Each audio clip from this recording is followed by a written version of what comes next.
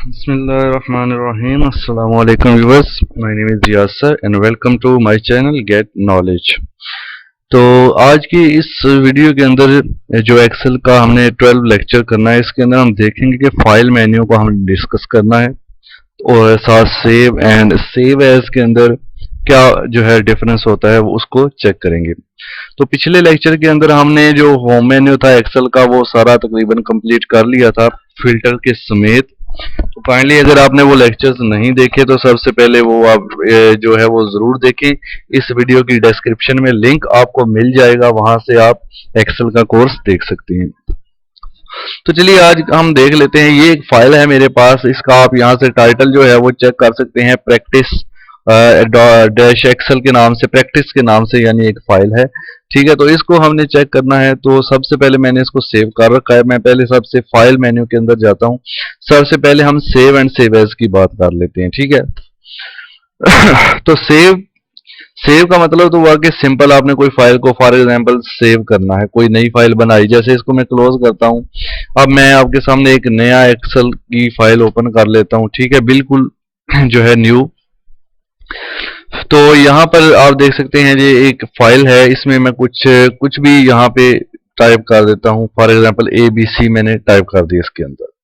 ठीक है जी, अब इसको मैं सबसे पहले फाइल को सेव करूंगा। तो उसके लिए तो सिंपल तरीका ये है कि ये सेव का बटन आपको इसके ऊपर नजर आ रहा है, Ctrl+S इसका शॉर्टकट है। आप उसको प्रेस करके भी इसको सेव कर सकते हैं। इसको जैसे ही प्रेस करेंगे ये जो आपको नजर आ रहा है सेव का बटन, ठीक है, इसको आप यहां से सेव कर सकते हैं। इसको क्लिक करते हैं तो ये देखें ये ऑप्शन आपके पास आएगा। फिर आपने यहाँ पे ब्राउज के ऊपर आपने क्लिक करना है और फिर आपसे पूछेगा कि कहां पर आप इसको सेव करना चाहते हैं, यानी आप सेव करना चाहते हैं इसको डेस्कटॉप पर, तो डेस्कटॉप यहां से सिलेक्ट कर लेंगे। अगर आप सेव करना चाहते हैं डी ड्राइव में, ई ड्राइव में, जिस ड्राइव के अंदर भी ये माई कंप्यूटर के अंदर आप सेव करना चाहते हैं आप सेव कर सकते। तो यहाँ पर डेस्कटॉप सिलेक्ट करते हैं। डेस्कटॉप सिलेक्ट करने के बाद यहाँ पर फाइल का नाम आपने देना है। ठीक है, फाइल का नाम फॉर एग्जाम्पल 1 2 3 के नाम से फाइल नेम दे दिया। बाकी यहां से कोई चेंज नहीं करना फिलहाल, आपने जस्ट यहां पर सेव के ऊपर आपने क्लिक कर देना है। तो जैसे ही सेव के ऊपर क्लिक कर देंगे आपकी ये फाइल, यहां से मैं इसको जो है क्लोज कर देता हूं। ठीक है, तो इसको क्लोज करते हैं। अब ये देखें डेस्कटॉप के ऊपर ये हमारी 1 2 3 के नाम से फाइल हमारी सेव हो चुकी है। अब इस फाइल को आप डबल क्लिक करके ओपन करेंगे तो ये सेव फाइल हो चुकी है। अब देखें, समझाना क्या चाहता हूं आपको सेव और सेव एज के अंदर डिफरेंस। तो यहां पर मैं कुछ और ऐड करता हूं चीजें, 1 लिख दिया, 2 लिख दिया, 3 लिख दिया। अब फिर से मैं फाइल पे, अब यहां से भी सेव कर सकते हैं या फिर फाइल पे जाएं, फाइल पे क्लिक करें, यहां से सेव का ऑप्शन है, इसको आपने क्लिक करना है। जैसे इसको मैं क्लिक करूंगा मेरी ये फाइल सेव हो गई। अब मैं इसको क्रॉस करता हूं, फिर से इसको ओपन करूंगा तो आपको क्या नजर आएगा कि हमने जो भी चेंजिंग की थी, ये देखें, पहले मैंने सबसे पहले सेव की थी ABC के नाम से फाइल, उसके बाद मैंने फाइल को दोबारा ओपन किया, 1 2 3 लिखा, फिर सेव किया तो वो 1 2 3 उसी फाइल के अंदर सेव हो गया। अब सेव एज किस लिए है कि आप इस फाइल को चाहते हैं भाई कि मैं जो चेंजिंग करूं वो मेरा किसी और नाम से नई फाइल बन जाए, पहले वाली फाइल के अंदर चेंजिंग ना हो। फॉर एग्जाम्पल मैं यहाँ पे कुछ टाइप करता हूं, जैसे गेट NOWLEDG, यानी मैंने अब ये चेंजिंग की अपनी फाइल के अंदर। अब मैं चाहता हूं कि ये चेंजिंग मेरी इस फाइल के अंदर सेव ना हो बल्कि एक अलग से फाइल बने उसमें सेव हो। तो फिर आप सेव एज की कमांड यहां से यूज करेंगे। तो उसके लिए आप फाइल के अंदर ही जाएंगे। फाइल में जाने के बाद आपने यहां से सेव एज को क्लिक करना है। ठीक है, जैसे ही आप सेव एज को क्लिक करेंगे तो आपके पास वही ऑप्शन आ जाएगा कहां सेव करना है। ब्राउज के ऊपर आपने क्लिक कर देना है और यहां से आपने इसको बताना है कि दोबारा डेस्कटॉप ही बता देते हैं।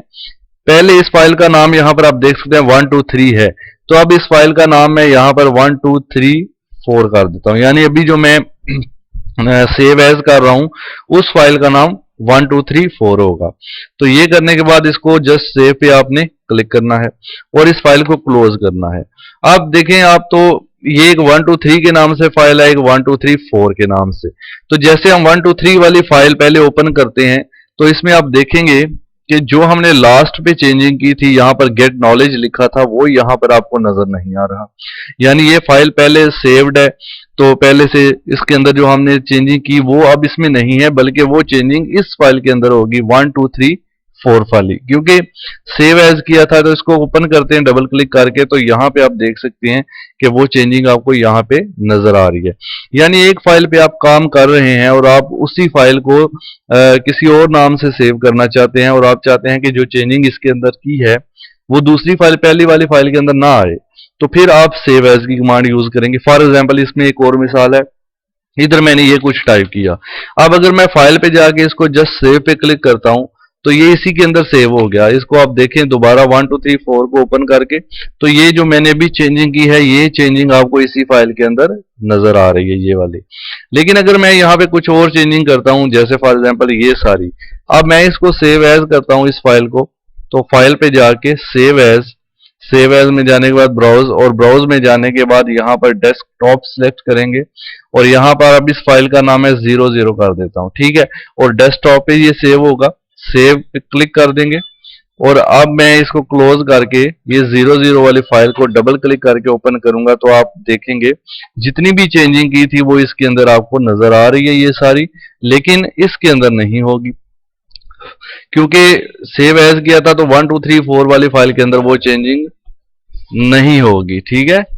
तो इस तरह से हम ये चेंजिंग सारी कर सकते हैं। तो सेव एंड कोई फाइल है, आप उसको यहाँ पे देखें। इस फाइल को अगर पीडीएफ में सेव करना है तो इसकी मैं डिटेल इंशाल्लाह बाद में बताऊंगा, शॉर्ट सा तरीका बता देता हूँ।